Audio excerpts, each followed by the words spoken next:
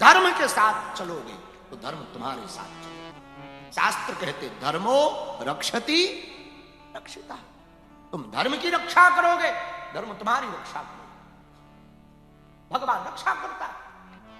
भगवान रक्षा नहीं करता तो किसी की मदद भेजता। भगवान के घर देर है, देर नहीं। द्रौपदी धर्म की मर्यादा पर जी तो भरी सभा में जब महाभारत काल में पांचों पांडवों और कौरवों के सामने दुर्योधन ने दुशासन को कहा कि साड़ी खींच लो। साड़ी खींचने के लिए दुशासन आया, जिसके पास 10,000 हाथियों बराबर बल था, जिसकी भुजाओं में।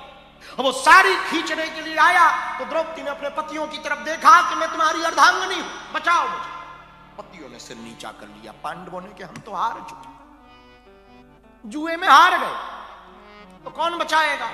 सामने बैठे हुए मंच पर भीष्म पितामह जैसे ज्ञानियों को देखा। गंगा पुत्र भीष्म, आप तो न्याय के देवता हो, भीष्म पितामह हो, आप तो बचाओ। भीष्म पितामह ने सिर नीचे कर लिया।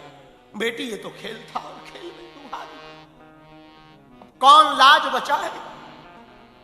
सोचते सोचते द्रौपदी ने विचार किया कि अब कोई नहीं बचा रहा, मैं खुद बचूंगी। साड़ी का पल्लू लिया और ऐसे अपने दांतों में दबा दिया। मैं देखती हूं कौन मेरा पल्लू खींचता। लेकिन बलशाली दुशासन एक झटका मारा, दांत में टंकार लगी और पल्लू छूट गए।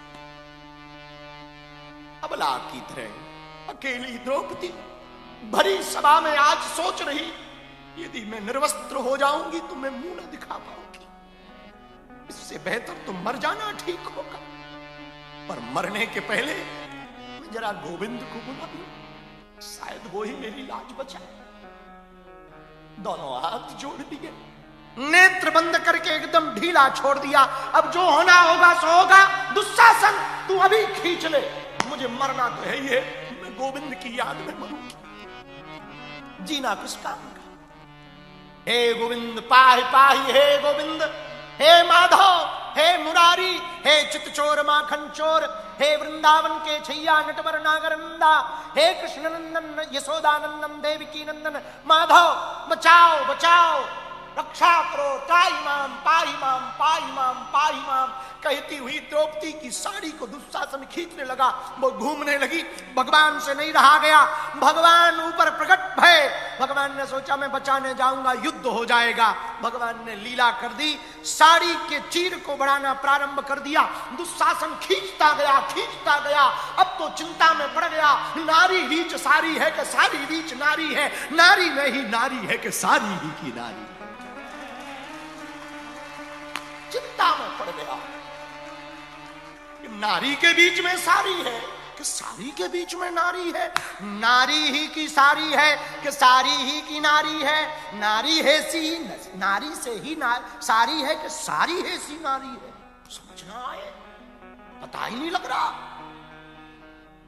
जब दुशासन थक गया, सीधा आ गया, कोने पे बैठ गया तो दुर्योधन ने कहा दुशासन क्या हुआ।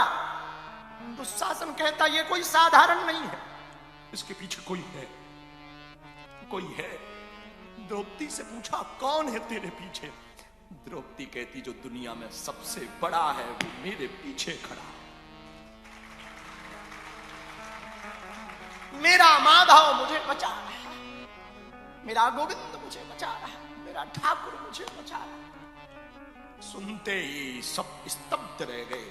तो द्रौपदी ने भगवान से पूछा कि मैं तो पहले भी पुकार रही थी, जब दुशासन ने मेरा पल्लू खींचा था तब आपने मुझे क्यों नहीं बचाया, तब आप क्यों नहीं आए।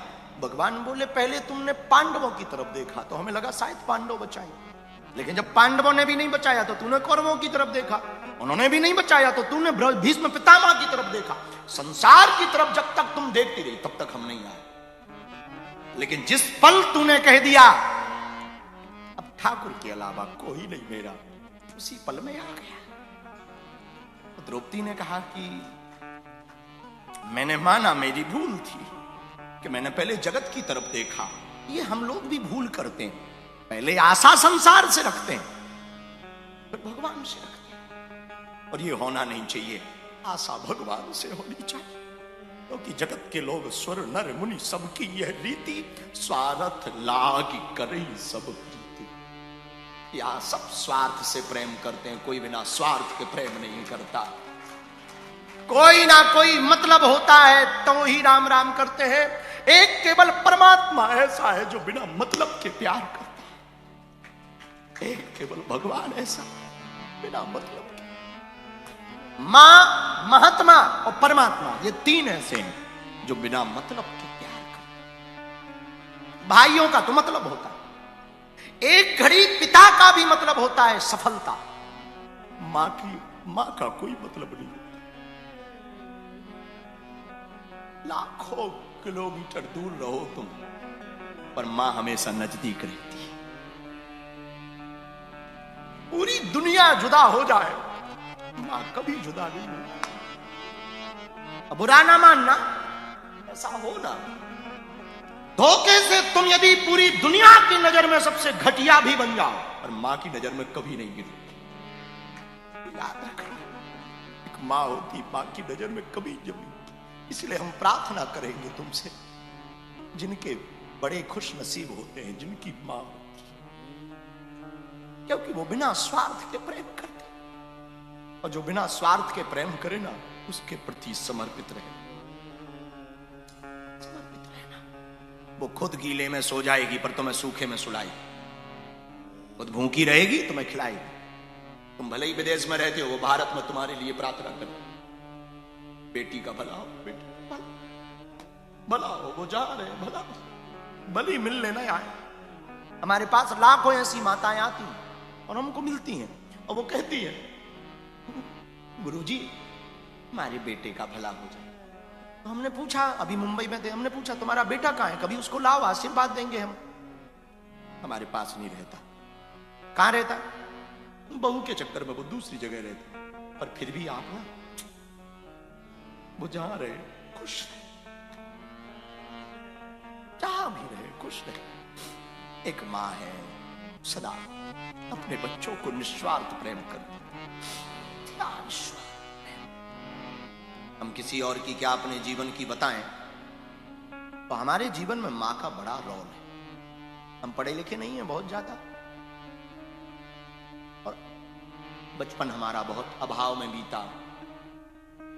भूखमरी, बड़ी हालत खराब थी। एक छोटे से गांव में हमारा जन्म हुआ। एक झोपड़ी में रहते थे हम, हमारी माँ और हमारे पिताजी और हमसे छोटी बहन और भाई, 5 लोग टोटल। और कमरा होगा कोई 10 बाई 12 का। उसी में 5 लोग रहते थे। नहाने के लिए कोई जगह नहीं, तो कपड़ों से बाहर बांध रखा था। कपड़ों का एक नहाने का स्थान बना रखा था, उसी में नहा लेते थे। हैंडपंप वगैरह तो था नहीं, गांव की कुआं से पानी लाते थे। गांव की बात। तो अटैच वटैच दुनिया में क्या क्या चल रहे।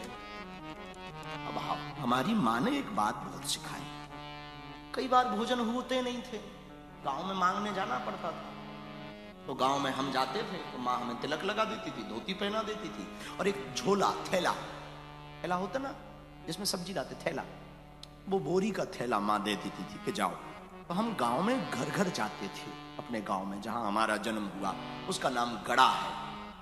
घर घर जाते थे तो कोई आटा देता था, कई बार कोई रोटी दे देता, कोई चावल दे, कोई सब्जी दे देता। वो लाते थे। हमारे माँ के शब्द में याद, अंधेरा हुआ करता था, लाइट भी नहीं होती। हम तीनों को खिला देती थी, हमारी बहन को, भाई को, हमको खिला देती थी जो लाते थे हम। और जो बचता था तो पिताजी को भी वो खिला देती। और हम उससे पूछते थे, तुम झूठ कह देती थी, हमने सुबह खा लिया बेटा। बच्चे थे तो हमें पता नहीं था कि सुबह तो भोजन था ही नहीं, खाया क्या हो। झूठ बोल, हमने खा लिया, तू खा। और जब बाहर निकलते थे तो हमारी पीठ ऐसे थपथपा के कहती थी, बेटा बाहर जाना। तो मुस्कुराते हुए निकलना बाहर, ताकि दुनिया को यह पता ना लगे कि हम गरीब हैं, भूखे हैं। ये दुनिया को पता नहीं चलना चाहिए। मुस्कुराते। इसलिए हमारी आदत जो हंसने वाली है ना, हमने अपनी मां से सीखी। हर परिस्थिति में वो बाल्यकाल में वो रिपीट करती थी रोज, रिपीट टू रिपीट।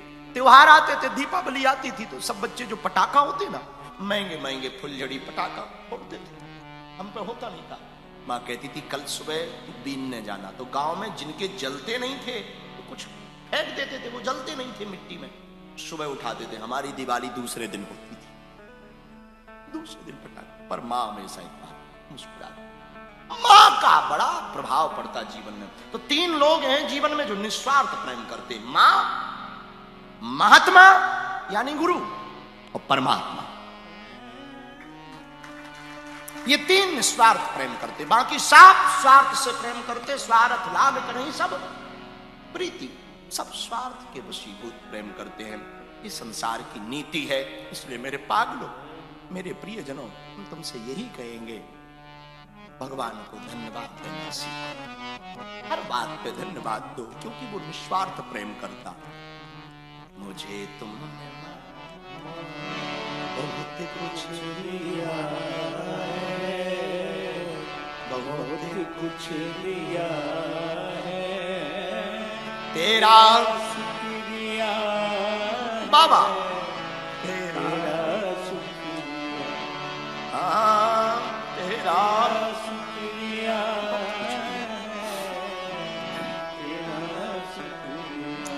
ओ धर्म का अर्थ है शरणागत हो जाना, धर्म का अर्थ है प्रेम बांटना, धर्म का अर्थ है दूसरों को शांति देना, और अधर्म का अर्थ है दूसरों को परेशान करना, वाणी से, वचन से या किसी भी प्रकार से।